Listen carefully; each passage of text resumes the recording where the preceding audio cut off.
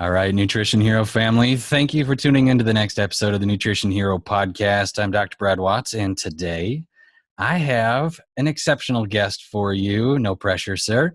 And today I have a gentleman from New York City, all the way from New York City, coming to visit us here in Minnesota, of all places, Dr. Vincent Pedre. Thank you very much, sir, for showing up. It's a pleasure being here. Very cool. You are a busy gentleman from what I understand. What's been going on in your world? Oh, a lot of things, but kind of winding down now. Just got my son off to camp and graduated him from 8th grade. So that was a lot to do's and a bunch of travel. I had been in Australia earlier this year teaching for the Institute for Functional Medicine, and also took my son on a father-son trip to Japan. So I was twice all the way around the world in 1 year, and actually have traveled further than I have in a very long time in a very short period of time, because I've been to Peru, Machu Picchu, Australia, and Japan all within the last 9 months. What in the world? What in the world? And somehow you figured out how to have a practice, right? An integrated practice, by the way, and how to have a successful New York Times bestseller, which I want to talk about at some point today. So, called Happy Gut. How did Happy Gut come about? Oh, great question. You want the long answer or the short answer? Well, just start, and it'll probably lead into some other questions. So, okay. Yeah. I mean, it goes back to that there was always a book in me. And I realized that there was a book in me back in 2006. I didn't know what book it was. And early on, so that would have been in my early 30s. Uh-huh. So back then it was more of an ego thing. I wanted to get a book out. I wanted to be known for having written a book. And I really admired for many years all those doctors, Dr. Hyman, Dr. Chopra, Dr. Weil. I read almost all of their books. And I thought, one day I want to have my imprint. And I had book idea after book idea. And coincidentally, along the way, I met someone who was just going to work at HarperCollins as the VP of Creative Development. And we stayed in touch, and she became kind of a mentor for me. So I used to run book ideas by her, and she would say, no.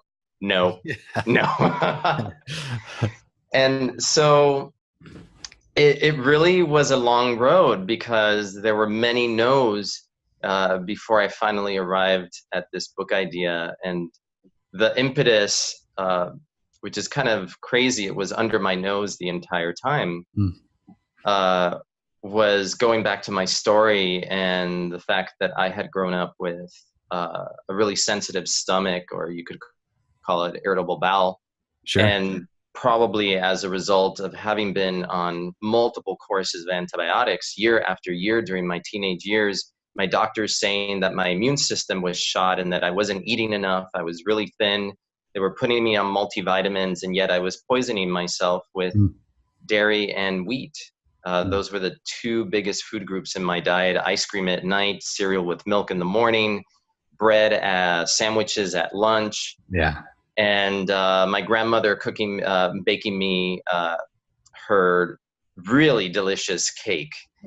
And so my life was full of wheat and dairy, and I had no idea that what had happened was that through all the antibiotic courses, I had developed a dysbiosis, leaky gut, and had become sensitive to both wheat and dairy, and then some other foods, but those were kind of like the two leaders. So I had lived with this my entire life to the point where it just became my normal.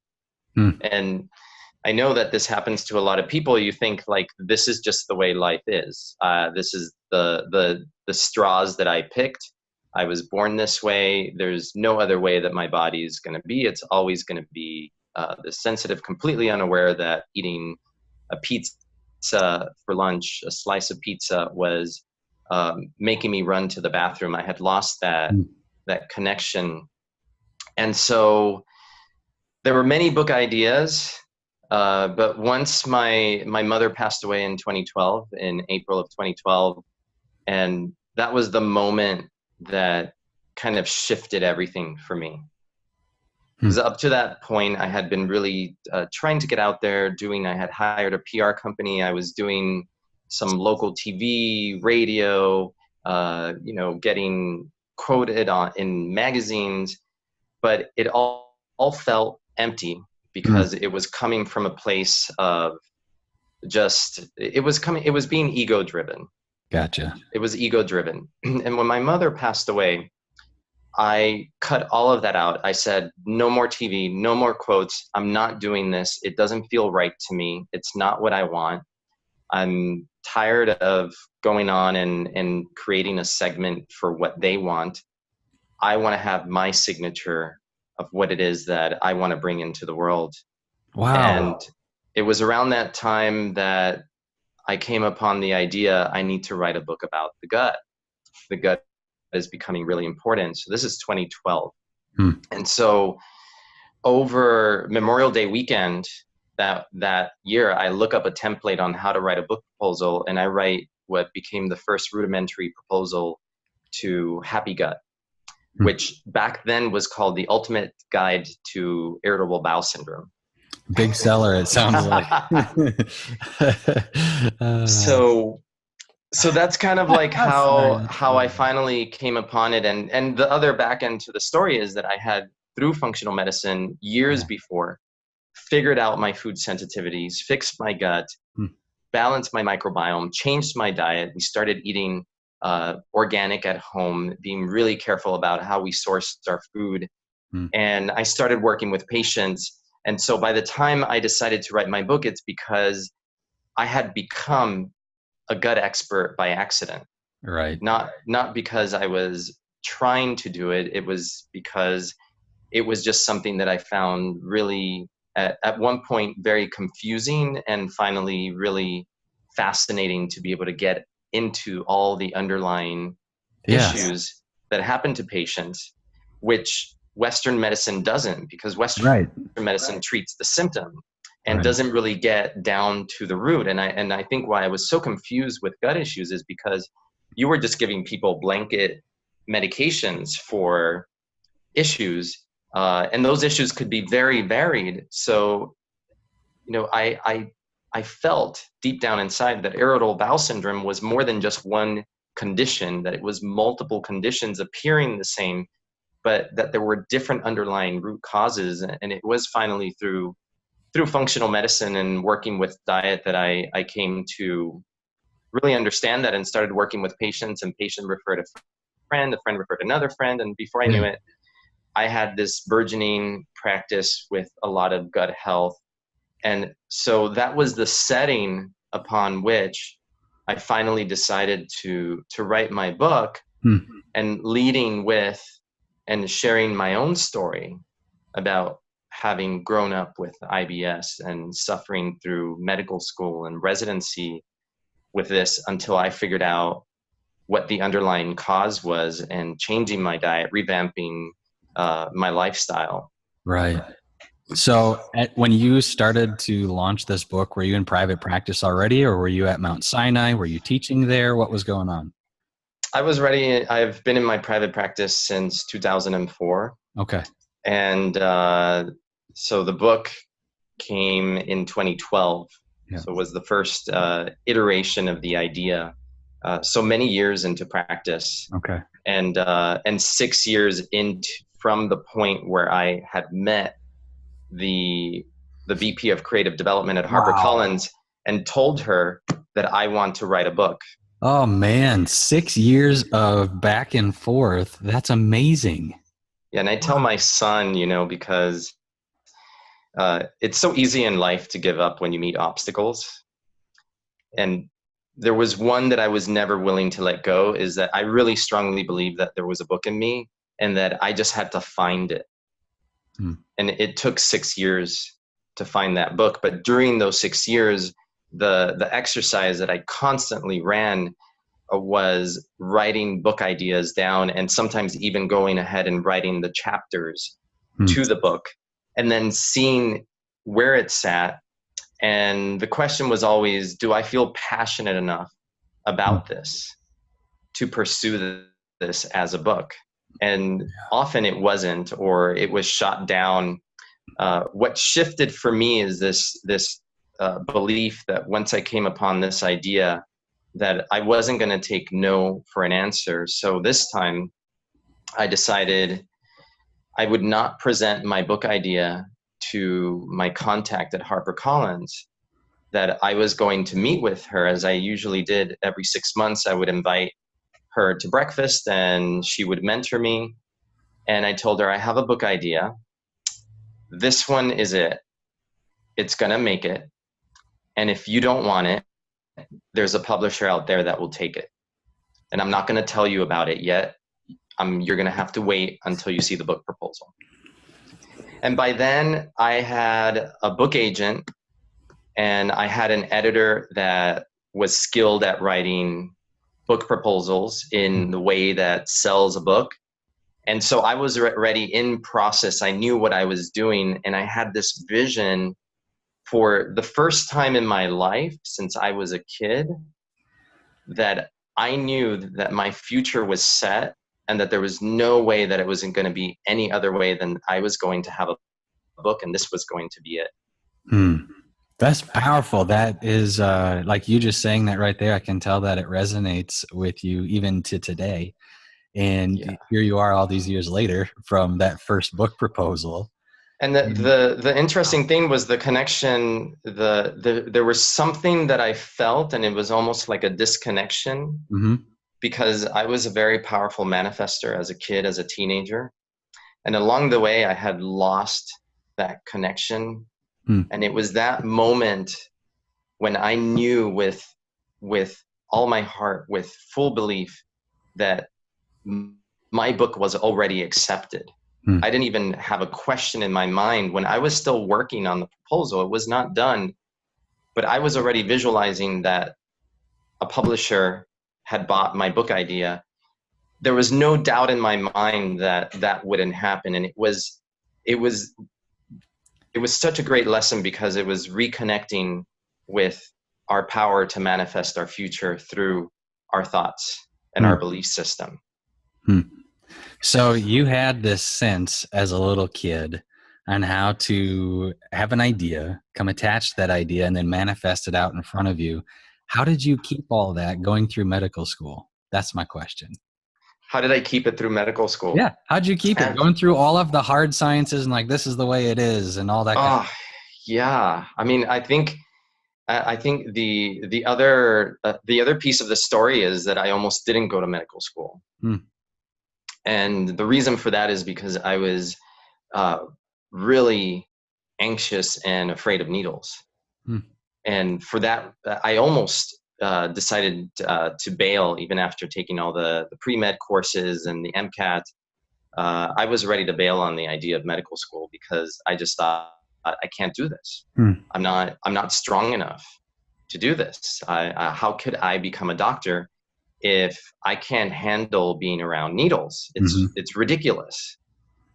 And it was at that moment that my parents said, well, you don't have a choice. You're going to become a doctor. It was maybe the kick in the butt that I needed. Because I've always been a problem solver. Okay. And so I was faced with a problem, and I was accepted to medical school. This was, say, January of the year I was going to start medical school, 95.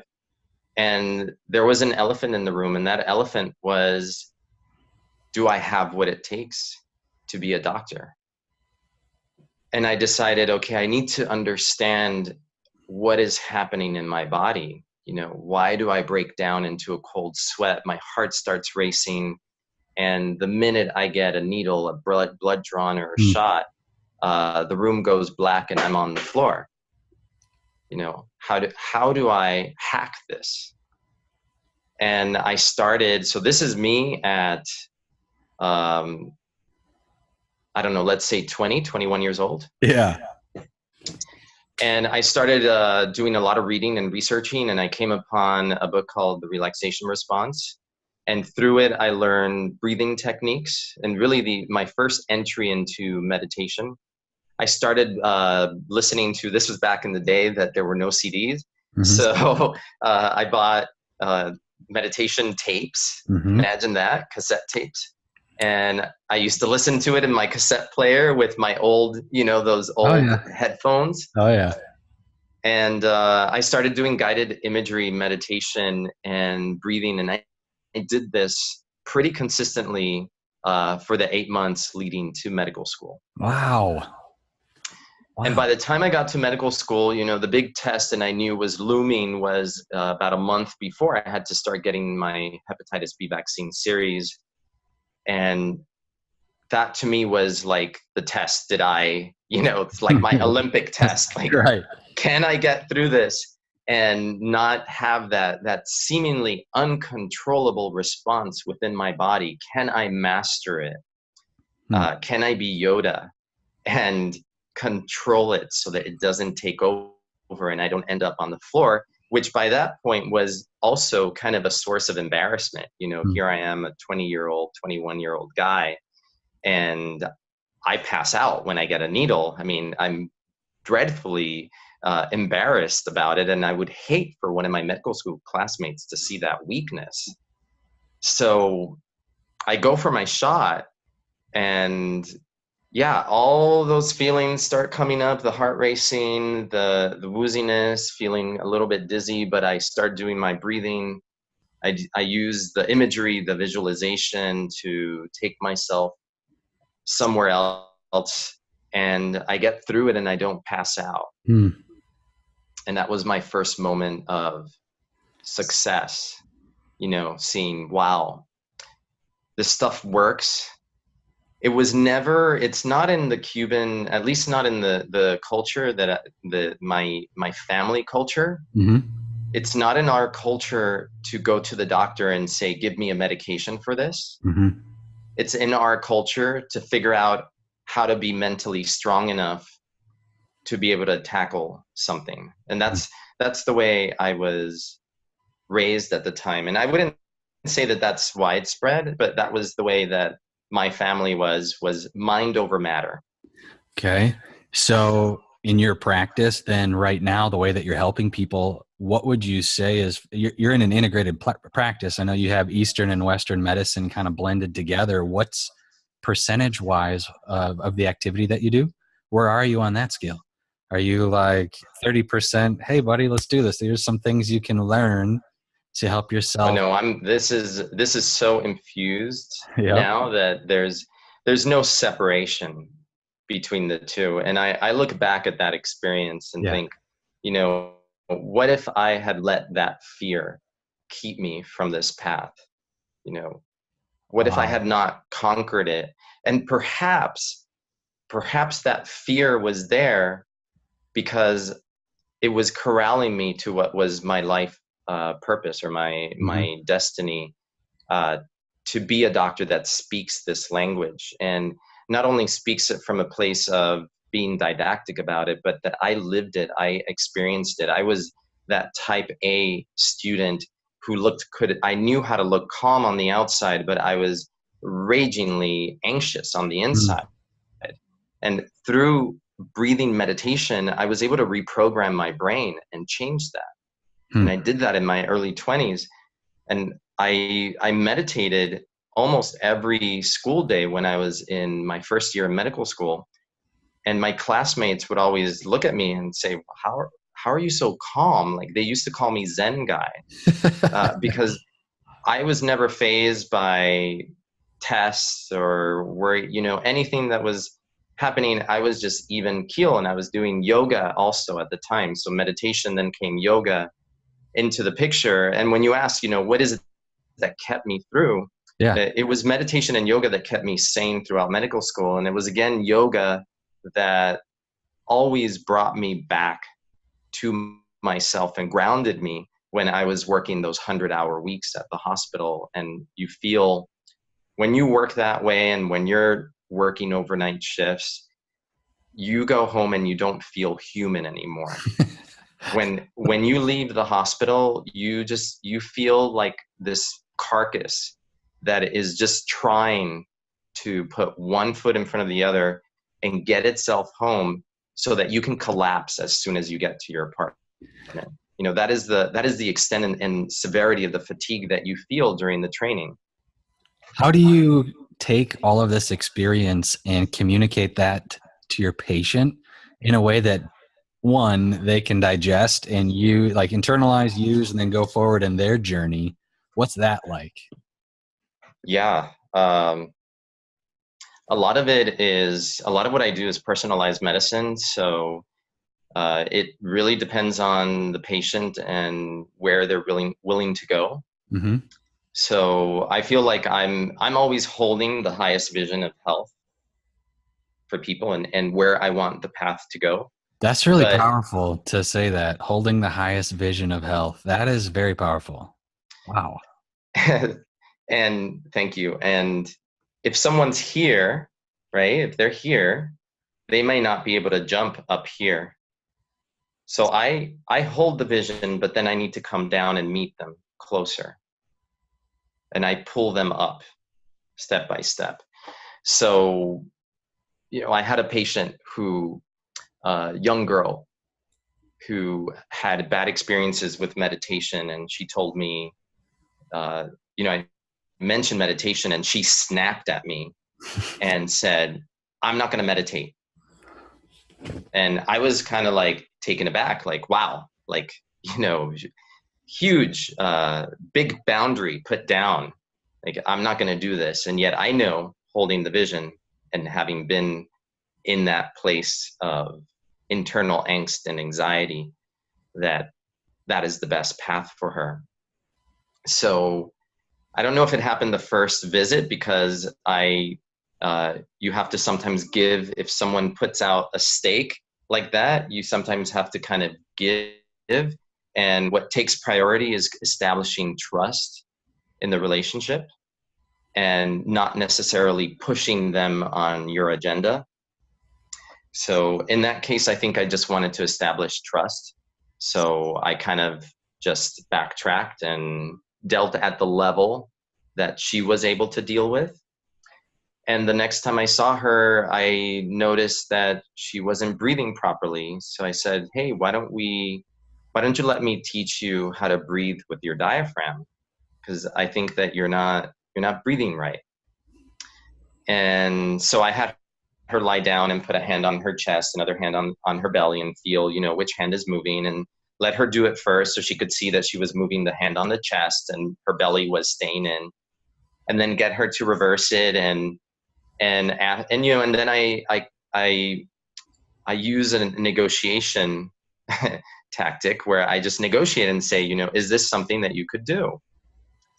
Could you devote 5, 10, 15 minutes to this every day? And she said yes. What I didn't tell her is that I just tricked her into meditating, Yeah. but I did it through the back door in a way that she was willing to do. So, and that to me is an example of holding the highest vision of health for a person while at the same time meeting them where they're at to help them on the path. Because what I find a lot of times is that people are their own worst enemies because of their own preconceived notions of how things are, their impressions of things, perhaps the emotional, visceral reaction that for her meditation brought up. There was some backstory to that. So in order sometimes to be able to hack somebody's mind and get them on the path to healing and almost like get them around the barrier that they create for themselves, you have to find creative ways. And a lot of that involves meeting them, kind of through questioning, understanding where they're at and how willing and moldable they are. And some people are not as moldable, so you have to start kind of in a more gentler fashion. And there are people who are gung-ho and you can throw 5 things at them and they're like, yes, I'm going to go out the door and I'm going to do all these things. And I think I'm always trying to be very sensitive to creating success for people. And I think if we live in such an accelerated world right now that sometimes success is created by just giving them that one thing that they can do when they walk out the door and just become really good at it. And then at the next visit, you stack on the second thing and they can become good at that. And the third visit, you stack on the third thing. And that way they always feel like they're achieving because they didn't try to do three things and they didn't do them so well. And they knocked off one because they just can't handle it. So I feel like it's something that I'm constantly trying to learn and figure out, how can I get someone to that level of health that we want to get them at and as quickly as possible. But what you learn is that it's like your sheep, your flock, and some of them walk faster, some of them walk slower. And part of the journey as a health practitioner is to accept that and honor that, I think, and allow people to go at the pace that feels comfortable for them, So I just want to highlight this one more time because I thought that was cool. But you said hold the highest vision of health for a person. And I think that it's an art being able to coach them in the right direction toward that vision without sacrificing the vision itself. I see so many doctors that are like, well, this is normal. Here's where we are as a patient base right now. Maybe we should just settle for something middle of the road. You know what I mean? Yeah. I feel like there's a skill to that. How do you personally hold the highest vision of health for your patients and maintain it without just being like, well, that's as far as Bob's going to go? Right. And you do, when you are helping someone achieve that level of health, that a lot of times they're the ones expressing the desire to get there. And then you start telling them what they need to do in this very collaborative relationship that functional medicine or integrated medicine is. And they start knocking it off. No, I can't do this. No, I can't do that. No, I can't. So again, I go back to saying that people can be their own worst enemies because they want to achieve something, but a lot of times they're not willing to put in the work. And the question is the obstacles that come along the way, because sometimes you get to a certain point and the person doesn't want to budge past that point. It's like they reached a set point. And I really think it comes back down to mindset and to realizing that when you're working with people that regardless of the plan, regardless of what you've decided is going to happen and the order in which things are going to happen, you have to have the flexibility, the awareness, the presence to be able to see what new things have come to light along the way that perhaps are creating a block to their full healing. And it could be that as you start removing physical symptoms, they suddenly become aware of emotional symptoms, past traumas, childhood stuff that is the actual block to the healing. And then you have to see, is the person willing and ready to go into that deep level and do that level of work? It's not something that I do. I would refer and have them work with other mental health practitioners on that. But the more I've been in this, I really do feel that the mindset is really important. And one thing I tell patients is because, as you know, over time, people improve. And then sometimes they arrive at a place where they feel really good, that the drift happens. I call it the drift. It's like a piece of driftwood, and it's slowly drifting into the dirty waters again. So they start drifting, and I also call it a drift because they don't go from good behavior to bad behavior overnight. They start, well, maybe I'll do a little bit of this, maybe a little bit of this. Oh, I don't feel like going to the gym. And little by little, without noticing, they drift back into that old place where they were. And I'm always hopeful for them. I tell them that Uh, I'm a safe place. I don't judge. Sometimes I do push and I can be hard on people at times, and I can be soft on people. It depends on the day and what I think they need to hear, so I'm kind of going by the energy. But I always accept them with open arms, because I think a lot of times when people drift and they go back to old symptoms and they know that they've been bad, they feel shame around it. And it's really interesting because then being a healer is almost and I mentioned a flock of sheep is almost like being a priest in a way. And people need to feel comfortable with you, right? So the relationship is so key. And I mean, they've shown this in studies. The better the relationship between you, the healer, and the patient, the greater the opportunity for healing to happen. So the relationship is key. Trust is key. But I never, I don't know. I just, it's the same way, I'm going to relate this because you asked me at the beginning, how do you hold that vision and how do you keep that vision? And it's the same practice I do with myself, in the sense that I start my day with gratitude, and I'm trying to get back into this. I started in the beginning of the year, and then, things happen, and I'm as human as everybody else, and you get derailed. You get derailed, from the, mine was a derailment, not even a drift. It was just a complete derailment. Sometimes life gets in the way, and that happens to people too. They have a death in the family. They go through a divorce. They have to move. They lose their jobs. So all these things, these are like derailments. And but one powerful thing that I was doing is using intention and deciding, okay, what is my intention for the day? What is my intention for the month? What is it that I want to accomplish? And one thing that I become very keen of with myself, and I think it goes back to patients, is that I'm an overachiever. I've never lost that, even though I've shed my type A ways, but I'm still a relaxed overachiever, if you can be such thing. And I can take on a lot on my plate. And so this year I've decided that I was going to be much more discretionary about what I accept onto my plate, and have a lot of intention around what I do so that I don't find myself overwhelmed.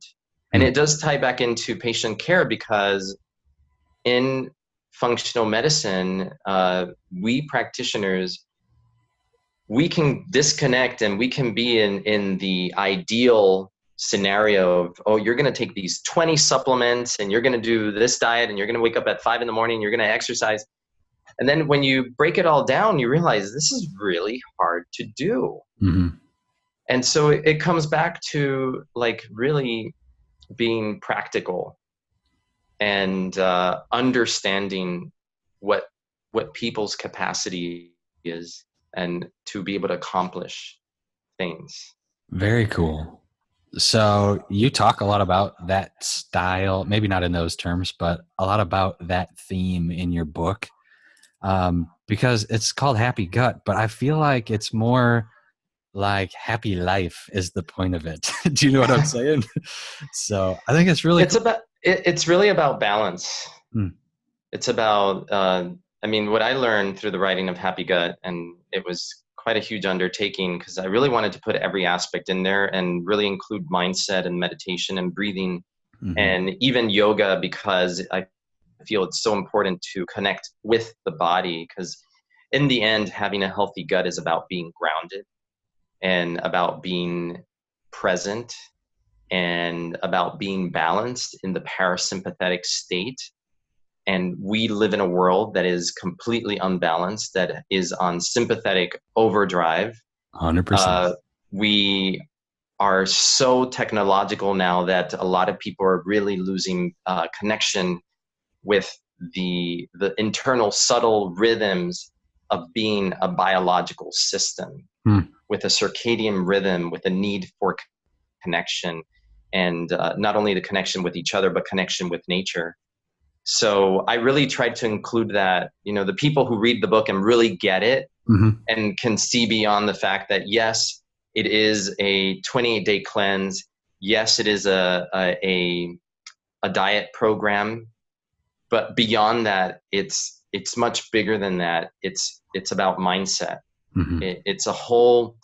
It's really about making over the way that you live your life. And to me, the 28 days is just the imprint, the way you reset, so that by the end of that, you have such a new vision of who you are and experience of how you're living life, that it becomes so clear that you don't want to go back to the old self and the old ways of being. I think as I was reading the book, that message, it definitely comes across. And as a functional medicine provider, like, you just think different than a lot of people do, especially in the healthcare world. And I think that as I was reading your book, I'm like, this is a gut book, but it's not just a gut book. This is like, it's speaking about the biological systems and the integration of everything, and the result being a happy gut. And so I commend you for that. I think it's super cool. They're able to take all of that and, without having 500 pages, put it into something that was readable in such a cool way. So that was a challenge, but thank you. Yeah, that was a big challenge. Had to delete 100 pages from the book. Oh my goodness. Yeah, to get it down. But that's a practice in essentialism, like really, again, streamlining messages to make sure, to get them to their essence, without being too verbose, so that people, we're living in a world of short attention spans. You want to get the information across. You want to be as complete as possible, because I'm very detail oriented, but you don't want to let yourself get lost in the forest, or lost with the trees and miss the forest, miss the big picture that you want to get across. So where can all of these Nutrition Hero listeners find your book? So they can find it on any Amazon. It's on Kindle. It's on paperback. Right. Barnes and Noble. So any of those online retailers, I know there's more. They can find it there. What's your website? Tell us about your community. My website is happygutlife.com, and there you can connect with my community. Find me on Facebook, Instagram, and read my blog. We post recipes there always. Just kind of keeping it active and trying to inspire people to live a healthy life through a happy gut. Awesome. Doctor, thank you so much for your time today. I appreciate it. You're a great guest. And this is Dr. Vincent Pedre, everybody. And thank you for hanging out with us, man. It's my pleasure. It was great. All right. Have a good rest of your day. You too.